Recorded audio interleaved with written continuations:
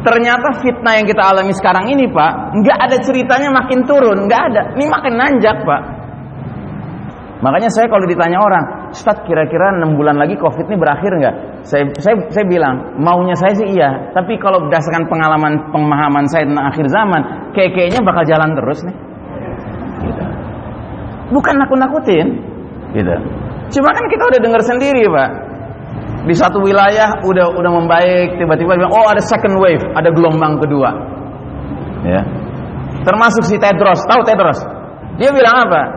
Masyarakat dunia siap-siap akan ada jenis virus baru, ya kan? Innalillahi wa inna ilaihi raji'un. Terus aja begitu, Pak.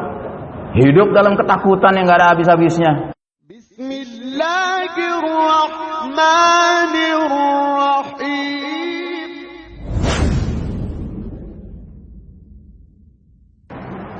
Nah, jadi jangan kita kira ya mereka ini orang baik-baik, Pak. Ini bukan orang baik-baik yang mimpin dunia hari ini, Pak. Ini orang jahat, gitu.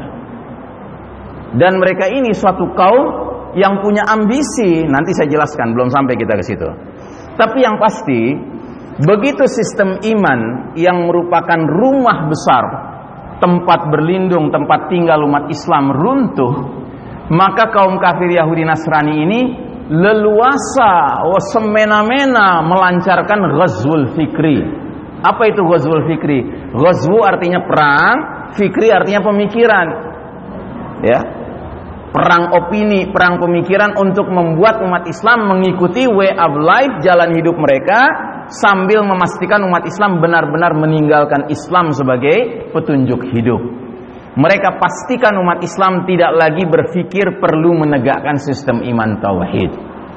Makanya di negeri ini yang teriak-teriak sistem iman tauhid kagak ada, ya kan? Itu bukan orang kafir lagi, Pak.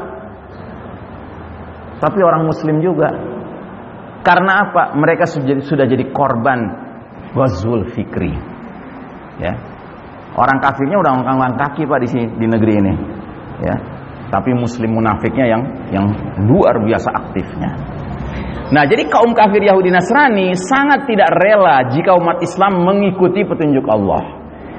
Enggak kenapa bagi mereka jika umat Islam tetap mengaku muslim, asalkan mau menempuh jalan hidup sebagaimana jalan hidup kaum kafir barat Yahudi Nasrani. Jadi sekedar kita ngaku muslim enggak masalah buat mereka. Tapi yang penting jangan ngikutin petunjuk Allah lagi. Ikuti petunjuk mereka. Ikuti jalan hidup mereka. Wah, Ustaz Ihsan hate speech nih, ya kan?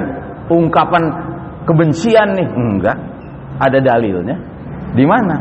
Ini dia dalilnya. Surat Al-Baqarah 120. Ya. Mau tuduh Allah hate speech, silahkan. Mau tuduh Allah ujaran kebencian, silahkan. Mau tangkap Allah, coba aja. Gitu. Apa kata Allah? وَلَنْ تَرْضَ عَنْكَ الْيَهُودُ وَلَا النَّصَارَى حَتَّى تَتَّبِعَ مِلَّتَهُمْ. Dan kaum Yahudi serta Nasrani tidak rela kepada kamu Muhammad dan kepada umatmu Muhammad sebelum engkau dan umatmu mengikuti millah mereka, jalan hidup mereka. Jadi tuh Yahudi Nasrani nggak sekedar pingin sesat sendirian, Pak, tapi dia ingin ngajak orang lain ikut sesat bareng sama mereka. Maka kata Allah Ta'ala, Qul inna hudallahi huwal huda. Katakanlah sesungguhnya petunjuk Allah itulah petunjuk yang sebenarnya. Bukan petunjuk Yahudi, bukan petunjuk Nasrani, bukan petunjuk Barat, bukan petunjuk WHO, ya kan? Bukan. Gitu. Petunjuk yang benar petunjuk Allah. Gitu. Nah, yang mengerikan di ujung ayat ini Allah keluarkan ancaman. Apa itu ancamannya? Wala in ittaba'ta ahwa'ahum ba'da alladhi ja'aka minal ilmi ma laka minallahi min waliyyin wala nasir. Dan jika engkau Muhammad dan umatmu Muhammad masih saja mengikuti keinginan Yahudi Nasrani sesudah ilmu kebenaran sampai padamu, tidak akan ada bagi kalian perlindungan dan pertolongan dari Allah Ta'ala. Sehingga pertanyaannya, masihkah kita perlu bertanya-tanya kenapa dunia Islam kayaknya hari ini nggak ditolong, nggak dilindungi sama Allah? Jawabannya ada di tangan kita sendiri. Seberapa jauh kita akhirnya mau berpegang teguh, wala, setia, loyal kepada petunjuk Allah saja, dan kita campakkan, kita berlepas diri dari jalan hidup kaum Yahudi Nasrani, itu kuncinya. Tapi kalau kita masih percaya aja dengan politiknya pakai politik mereka, hukumnya pakai hukum mereka, ekonominya pakai ekonomi ribawi, ya kan? Ya jangan heran kalau Allah nggak kunjung lindungi, nggak kunjung tolong. Bahkan sampai sholat cara mereka, gitu. Sholat, Pak. Yang kata Nabi, sallu kama ra'aitumuni usolli, sholatlah kalian seperti kalian lihat aku sholat. Emang pernah kita lihat Nabi sholat kayak yang sekarang ini, yang nyentrik ini, gitu? Yang di masjid-masjid tertentu sampai dikasih tanda tempat setan di mana. Ini loh tempat setan, jangan ditutupin masjadah, karena setan akan ada di sini. Saya kalau datang ke masjid kayak gitu, itu yang saya tutup pakai sejadah saya. Supaya apa? Supaya saya menyatakan, setan, pinggir sana, enyah dari sini. Ngapain sholat sama setan? Gitu. Kita sholat sama saudara muslim aja masih sering kali kepala kita merawang sana kemari, apalagi kiri kanan kita setan, Pak. Apalagi ruang buat setan sampai 1,5 meter. La haula wala quwata illa billah. Berapa jogrogan setan tuh nongkrong di situ. Gitu. Kan itu sabda Nabi kan? Wala tadharu ya furujatin lisyaitan. Jangan kalian biarkan celah-celah itu untuk menjadi tempatnya setan. Itu kata Nabi begitu. Nggak mungkin Nabi bohong. Kita nggak bisa ngelihat setan, Pak, tapi Nabi bisa ngelihat setan. Nabi nggak mungkin bohong. Ya. Makanya kalau kita mau sholat dengan sesama orang beriman, ya carilah tempat sholat yang nggak pakai tanda-tanda, gitu loh. Yang memang semuanya untuk orang beriman. Nah, jadi saudaraku rahimakumullah, sampai Allah mengatakan ma asabaka min hasanatin faminallah wa ma asabaka min sayyi'atin famin nafsika. Apa saja nikmat yang kalian peroleh hakikatnya datang dari Allah. Tapi apa saja bencana yang menimpa kalian hakikatnya dari kesalahan diri kalian sendiri. Ya, siapa juga yang nyuruh untuk ngikutin Yahudi Nasrani? Siapa juga yang nyuruh ninggalin Allah dan Rasulnya? Ya, baik, itu yang kedua. Sekarang yang ketiga. Ini era penuh fitnah seperti sepotong malam yang gelap gulita. Ini bahasanya Nabi ini dalam hadis beliau. Beliau bersabda, "Badiru bil a'mali fitanan ka qita'il lailil muslim."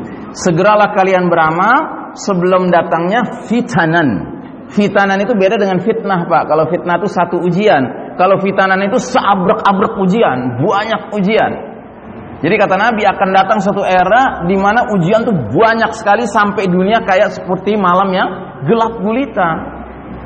Maksudnya bukan gelap beneran, Pak, tapi kita dikepung sama nilai-nilai yang gelap. Nilai apa? Nilai kekufuran, nilai kemunafikan, nilai kesyirikan, nilai kemaksiatan, nilai kemungkaran, nilai kezaliman, nilai kedustaan. Itu di kiri kanan depan belakang kita banyak bener sekarang. Atau Anda nggak setuju? Anda bilang, enggak Ustadz, di mana-mana keadilan sedang tegak.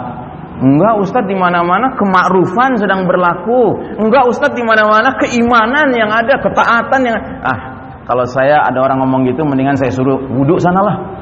Lo baru bangun kali masih belekan lo. Gitu. Udah jelas kita ini dikepung, Pak, sekarang dengan nilai-nilai keburukan.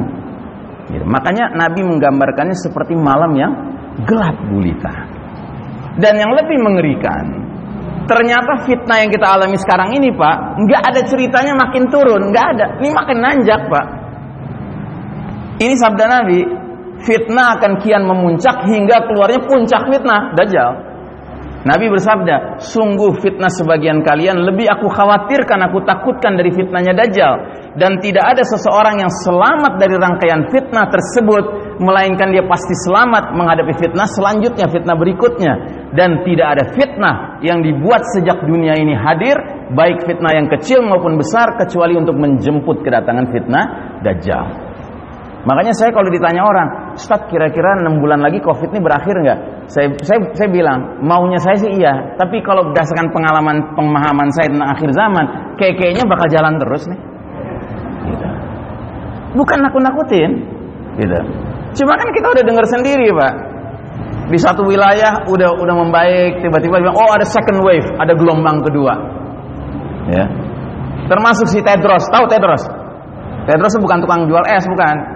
Tedros ini pimpinan Badan Kesehatan Dunia. Dia bilang apa? Masyarakat dunia siap-siap akan ada jenis virus baru, ya kan? Innalillahi wa inna ilaihi raji'un. Terus aja begitu, Pak. Hidup dalam ketakutan yang gak ada habis-habisnya. Gitu. Ya.